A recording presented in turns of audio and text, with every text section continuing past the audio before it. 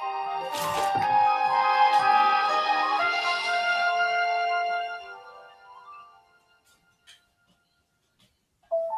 Storyworks readers. I'm Lauren Tarshis, editor of Storyworks, and I'm here to take you behind the scenes of my latest article, America's Deadliest Disaster. It's the story of a monster hurricane that ripped through the city of Galveston, Texas in 1900, crushing homes and buildings, turning city streets into stormy seas, and killing more than 8,000 people. To this day, the Great Galveston Hurricane is by far the deadliest natural disaster in American history. Like most of the nonfiction articles I write for Storyworks, the Galveston story isn't very long. It's only 6 pages in the magazine. But creating an article like this one is an adventure that can take me many, many months. And now I want to take you along with me to hear more about that exciting research journey. The first step in the journey is deciding what to write about. I had been fascinated by the Galveston hurricane ever since reading the wonderful nonfiction book, Isaac Storm, which teachers I think you would love.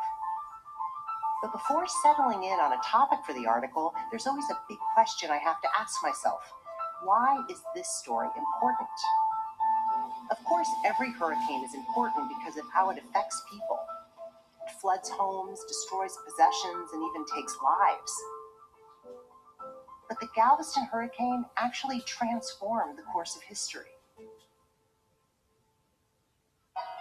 Before the storm, the small island city had been locked in a battle with Houston to become the most important city in Texas, and Galveston was winning. It had the busiest harbor, the grandest hotels, and the fanciest restaurants. It was the first city in Texas to have electricity, a telephone, a library, a streetcar. Across the U.S., Galveston was known as the richest, most modern, and fastest growing city in Texas. Then came the 1900 hurricane. The storm didn't just hit Galveston, it almost wiped the entire city off the map. For years, Galveston struggled to rebuild and to protect itself from future storms. And in the meantime, Houston took its place as Texas's most important city. Galveston became a slow and quiet place where people from Houston vacationed in the summer. So as you can see, this wasn't just a story about a hurricane. It was about a hurricane that changed history. Once the topic for my article was set, it was time to dig into my research. I reread Isaac Storm and pored over fascinating books about the hurricane. I scanned encyclopedia entries, combed through magazine articles, listened to radio stories. But my article was going to be a work of narrative nonfiction, which doesn't just give information, it also tells a thrilling story. So I needed to gather more than just facts about the hurricane. I needed the exciting true story of a person who experienced it firsthand, because I wanted to pull you into my article and keep you at the edge of your seats. Where would I find the story of someone who lived more than a century ago? For that, I turned to primary sources. These are materials created by people who lived in a particular time period. Luckily for me, Galveston's Rosenberg Library has collected hundreds of diaries, letters, and memoirs written by people who survived the storm.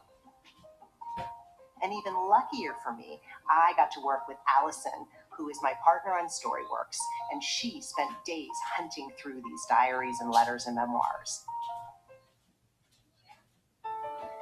Reading these memories helped us understand what it must have been like to live through the raging hurricane. To feel floodwaters lift your house off the ground.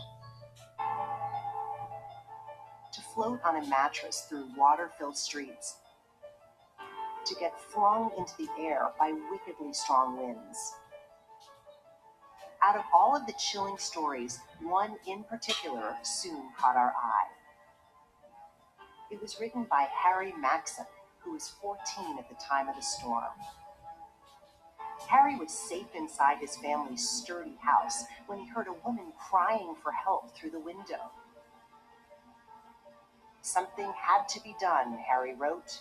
I decided to go out and rescue her. Allison and I knew that Harry's heroic tale would be perfect for my article. At last, I had the information I needed for my story. Now, all I had to do was write it. But as I'm sure you know from your own writing, that is not as easy as it sounds. I carefully wrote and rewrote each tiny detail, sometimes dozens of times. I wanted the details to be vivid and specific enough to pull you back in time to that terrifying day in 1900.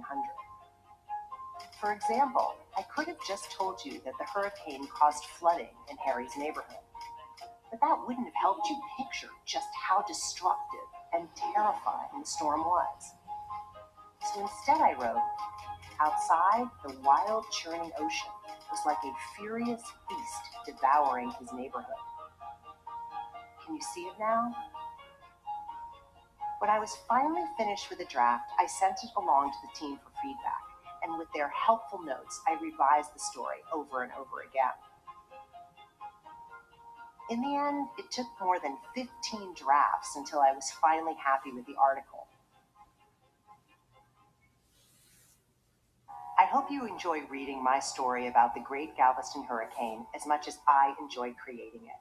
And I hope that going on this writing journey with me is going to inspire you as you set off on writing journeys of your own.